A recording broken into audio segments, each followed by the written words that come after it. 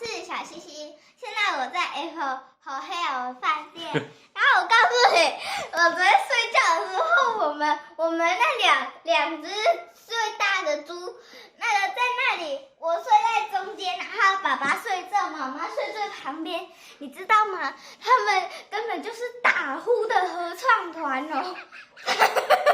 然后呢，爸爸呢原本30分钟还很安静，然后妈妈就是这样，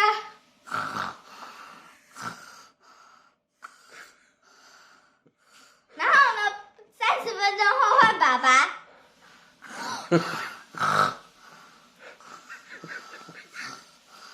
然后接下来呢，爸爸突然间这么大的咳嗽，这样。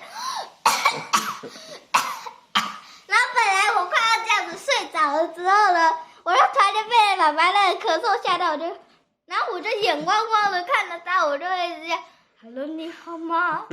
你还在生吗？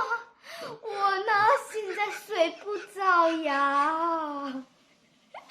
然后呢，然后接下来咳完嗽之后不止哦，他还有一大段吓到我更大的打呼来了。而且这种实在是太大了，我模仿不出来。结果我就更吓到，我就突然间又这样子哦。